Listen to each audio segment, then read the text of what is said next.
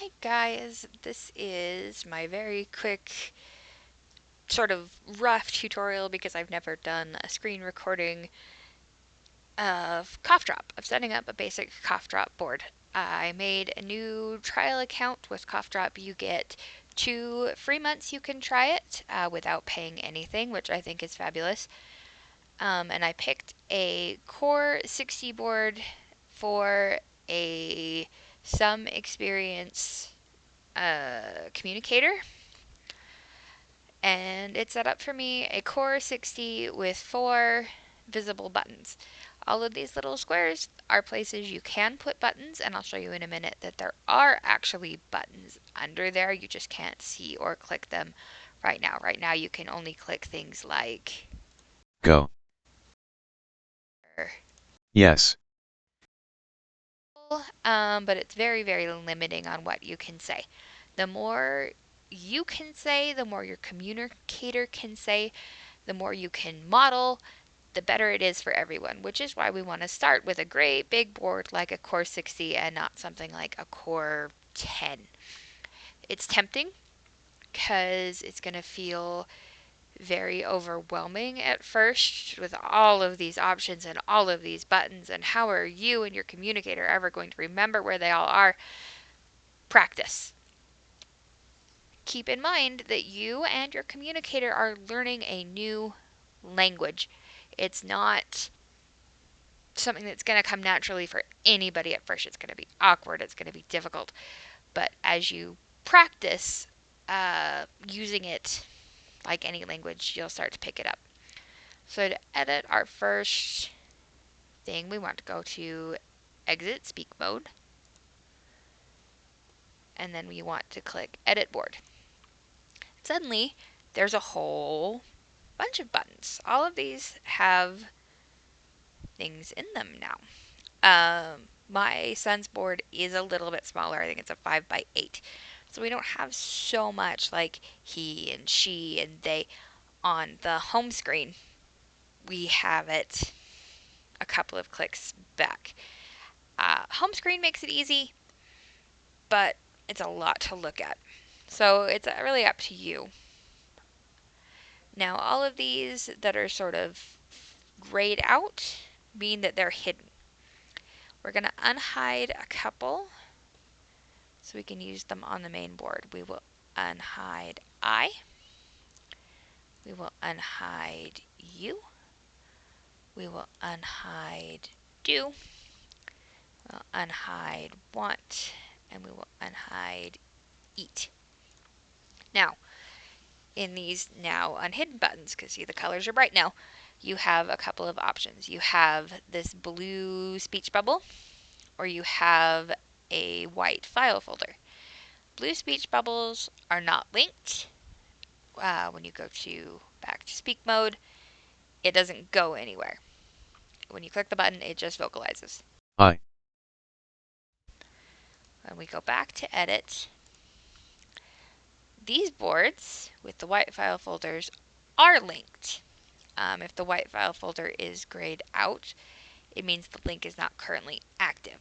So if we go to speak mode right now and hit eat, Eve. it doesn't go anywhere. But it can very easily. We'll edit our board.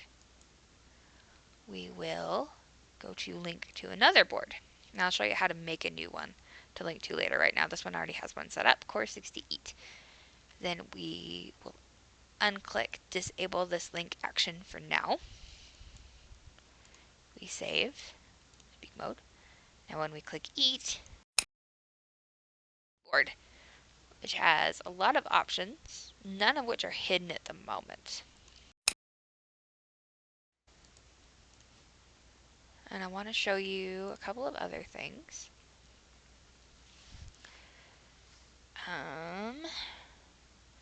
Go is also, so we will disable that one for now. Okay, so now we've got a few things we can model. We can do I. Go. that's fine.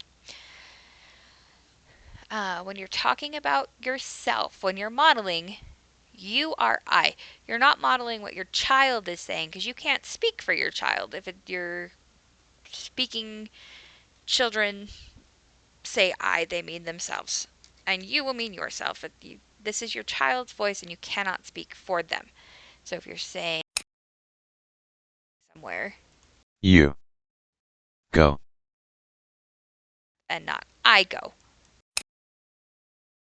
using the AAC, you're still speaking as you and they still speak as themselves.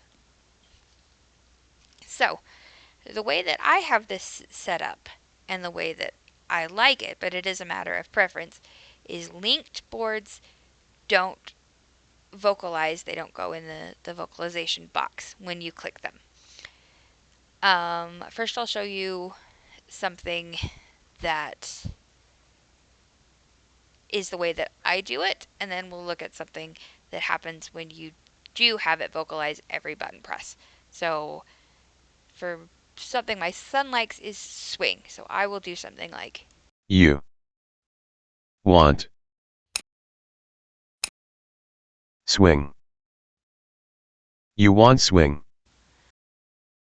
that's pretty straightforward. It's a sentence, we all understand it.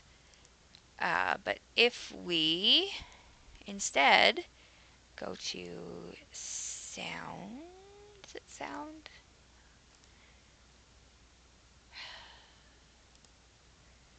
Picture, action, sound. Maybe it's just under, I thought it would be under general.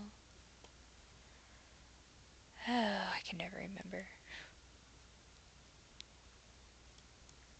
See, there's so many options. Okay, also speak and add to vocalization box under action. There we go. So now this same sentence is going to read something like, actually, Do. this one also. So you get the whole effect. But now I know where it is. It'll take me less time.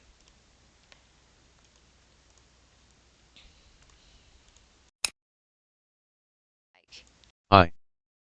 Do. You. Want. Do. Play. Swing. You want to play swing.